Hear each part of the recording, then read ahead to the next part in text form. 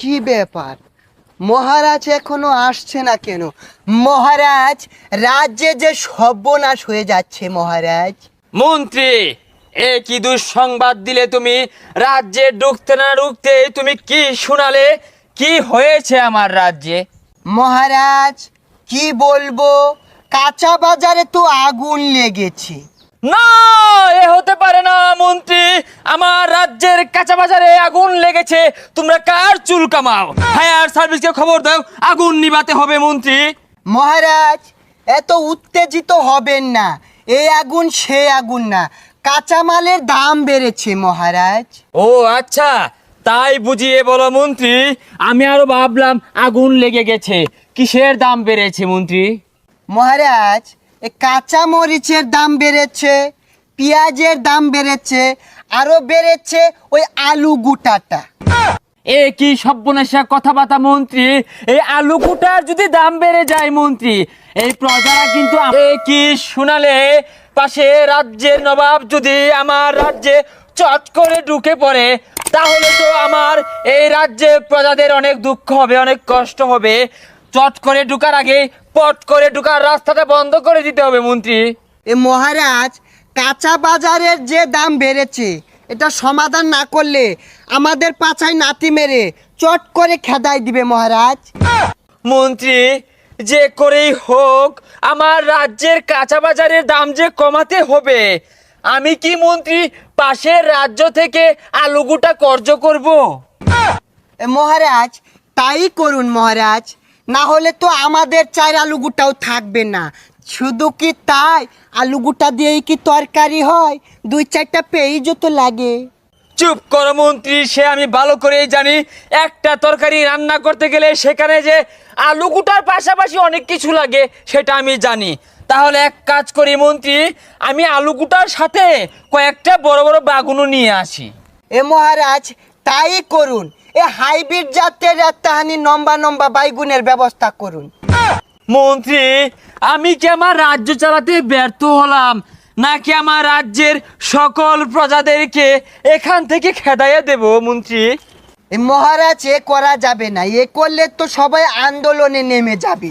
তাহলে এক কাজ করো, আমি আমার রাজ্যটা ঘুরে দেখব, আমি সফরে নামবো।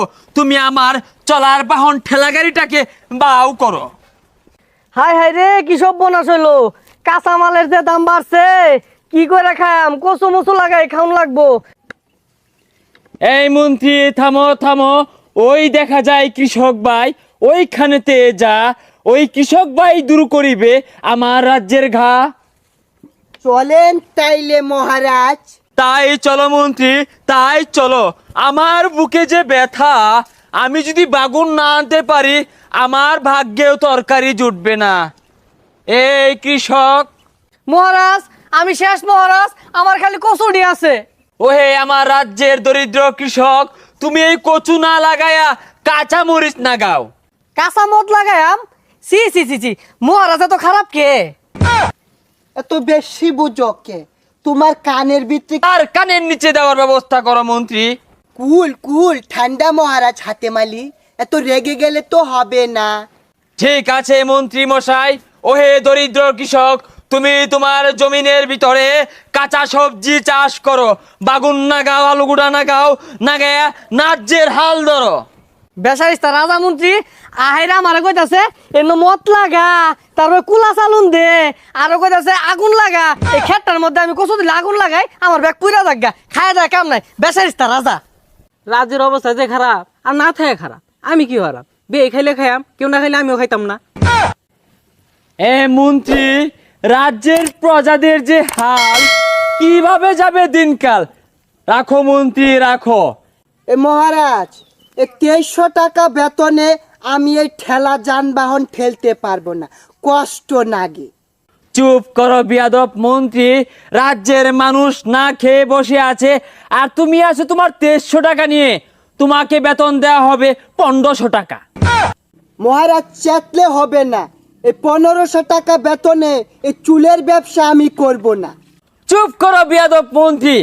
ওহে অলস প্রজা, রাজ্যের এই দুঃসময়ে তুমি বেগুন আলুগুটা না লাগিয়ে নিজের আলুগুটা হাতাচ্ছ।